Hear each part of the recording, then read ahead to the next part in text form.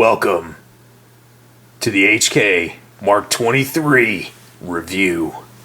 I can't do the whole review in that voice, but I will try sometime later. Here it is, everybody.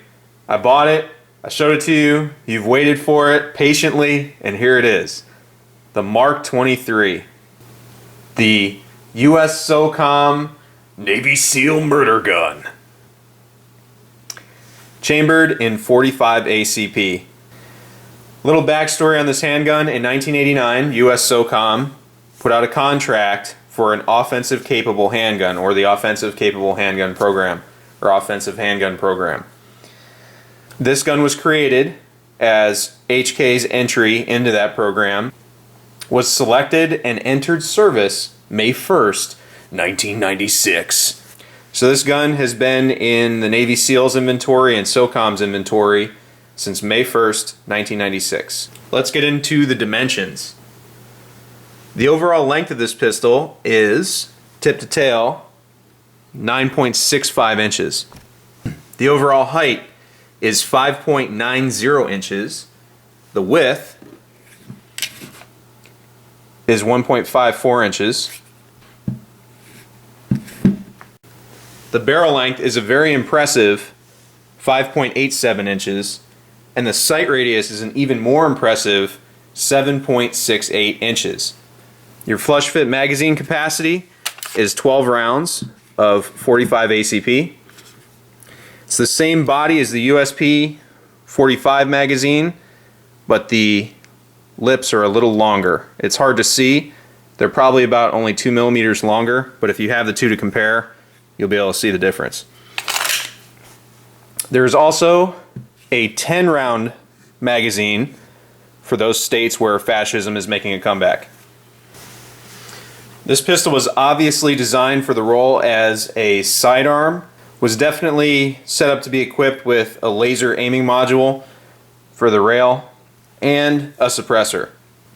The Mark 23 Mod 0 designation refers to the whole setup, which looks like this, and is overall a very large package. Your fully loaded weight, despite the gun's size, is a very modest 3 pounds 1 ounce with 12 rounds of 45 ACP. Plussed up is, again, a very reasonable 3 pounds 1.7 ounces. That's without a suppressor, because I don't have one yet, and without a lam, also because I don't have one yet. The field strip on this gun is just like any other modern HK, very, very close to the USP series. First thing you want to do is make sure you take off that highly recommended thread protector.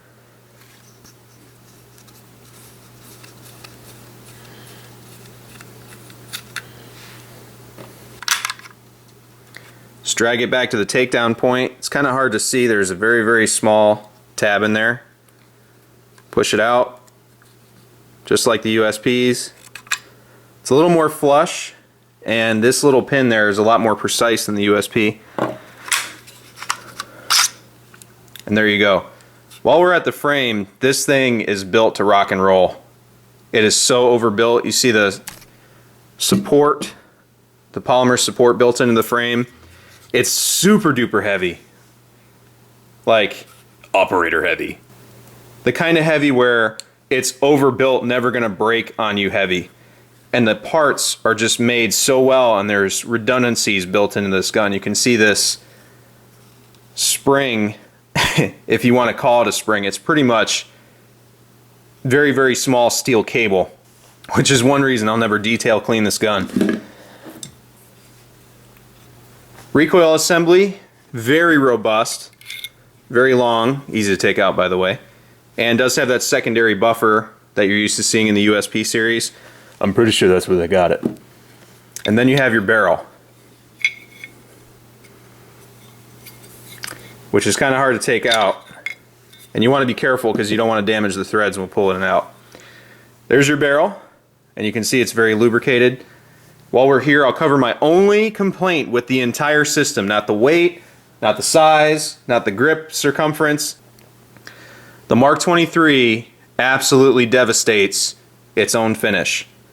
The barrel finish, and just inside the slide, wear very quickly.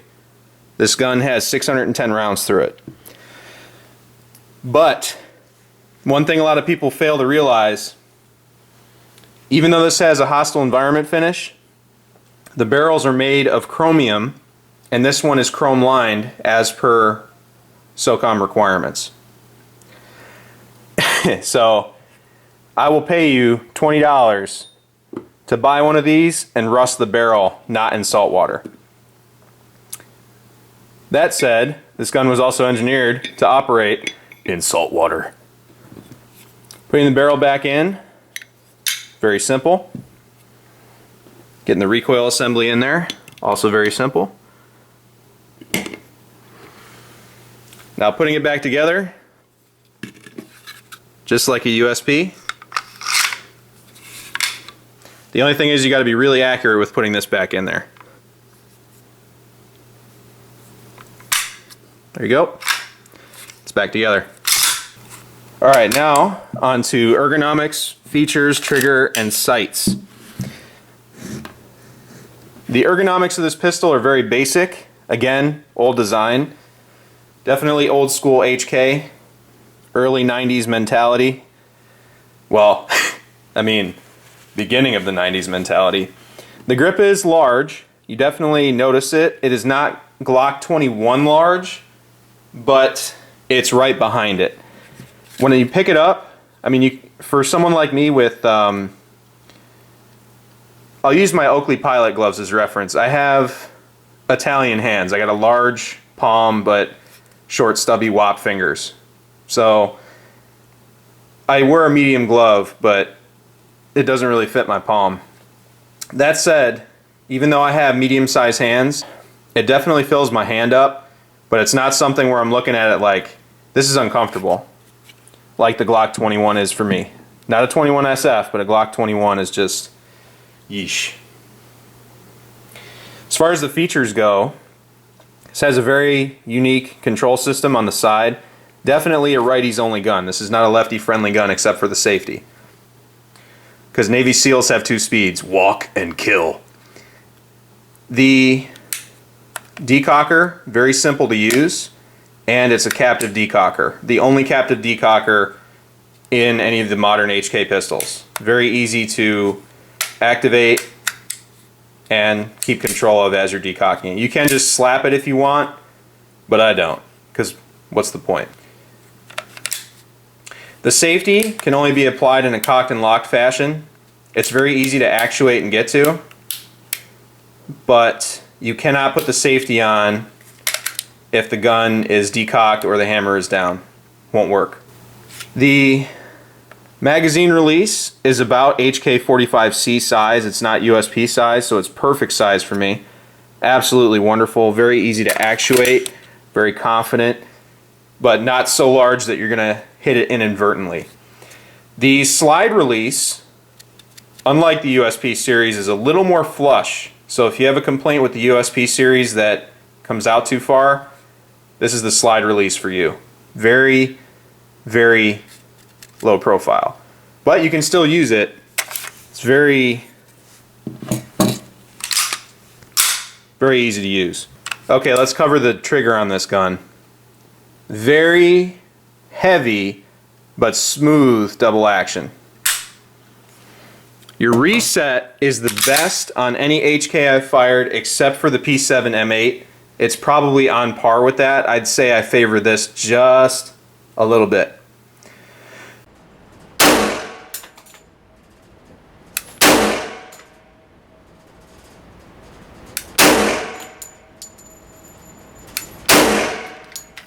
I'd say I favor this just a little bit more. The reset is right there, and it's ready to go again. That's your single action pull right there with that beautiful reset. That's amazing. Now as far as your sights go, you have raised sights to accommodate a suppressor. 3-dot configuration. These are standard white painted sights. I almost 100% sure that they make night sights for that, which I will be upgrading to in the future. The rear sight has a screw on it, which leads me to believe it's elevation adjustable, but I didn't do any research, sorry. but it's definitely windage adjustable, and the front sight is also windage adjustable. One more thing before I go to my personal opinion on this firearm. This is not a maritime finish Mark 23. This is a new BD year group Mark 23. It's a newer production Mark 23. You're going to have to get a, if you want a maritime finish, you're pretty much going to have to get one of the first generation runs of the Mark 23, and you'll have that shiny mirror finish. This looks pretty good because that M Pro 7, but it is what it is. Okay, now to my personal feelings on this gun. I am in love with this gun. Yes, it's big. Yes, it's too big to concealed carry. Yes, people think it's impractical. Yes, it beats the crap out of its own finish. Yes, it's $2,000. Yes, yes, yes. I've heard it all. But let me tell you something. Coming from somebody that loves HKs, and I'm biased to HKs, I'll never stop. And you'll never get me to lie about that. You've seen my channel. I love HKs. This gun is better than everyone complains about it being. If you hear people tell it, it weighs too much. It's like a 4 or 5 pound gun. The trigger's terrible, which I have no idea where they got that from. They say it's 12 inches long, and for the size, the capacity's not okay. I completely disagree with all those things. Here's why. The gun is not 10, it's 9.5 inches long for all intents and purposes. The sight radius that it gives you is amazing. Amazing. It's over 6.5 inches. So anything over 6.5 inches is going to give you amazing precision capability. If you can shoot it well, it'll do well for you. The barrel length is just under 6 inches, but it gives you that 6-inch barrel 1911 performance. This gun is considered to have match grade accuracy, which boils down to the ability to headshot terrorists at 50 meters, which is great. You gotta be able to stop that terrorism.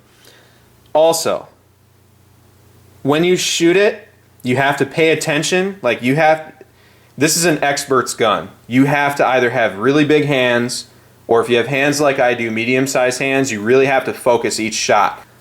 The second she catches you sleeping, you're going to pay for it. The muzzle's going to wobble, you're going to look brand new, whatever.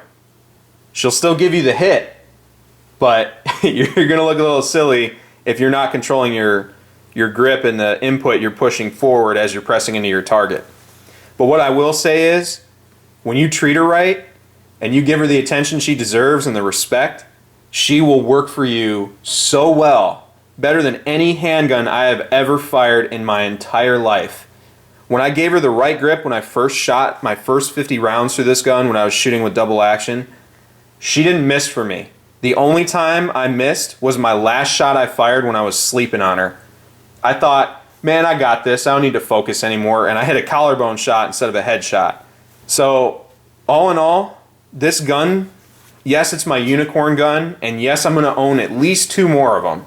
And does that sound ridiculous? It better, because they're expensive. But they're worth every cent of what you pay for it. This is one of those few guns that gives you back everything you put into it. Yes, there's other guns out there that'll shoot just as well, maybe even better. And yes, there are other guns in smaller packages that'll put the same size smile on your face. But what I will tell you is this gun is an experience. To me, this gun, and this is her name, and I know some people are going to disagree with this, but to me, this gun is one of those women that's really tall, very curvy, and gorgeous. And you look at her and you're like, man, I don't know if I can handle that.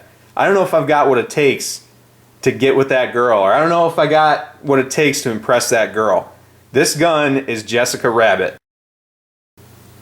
She's curvy, confident, and sexy as hell. And all you have to do is do your part, and she will reward you far past any of your expectations and anything you could have imagined.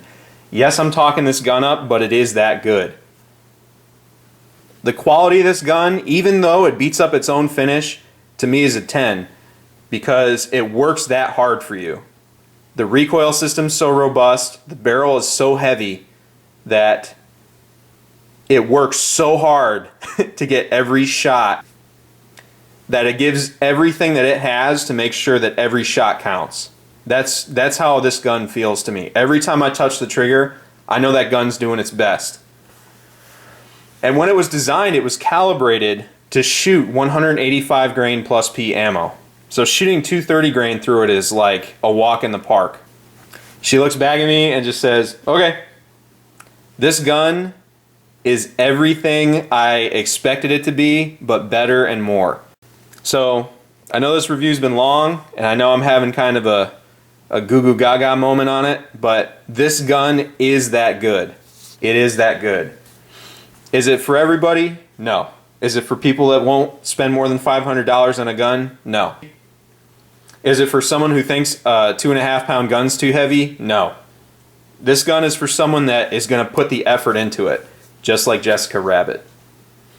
Thanks for watching, guys. Take care of each other, stay safe, and support and defend the Constitution of the United States of America.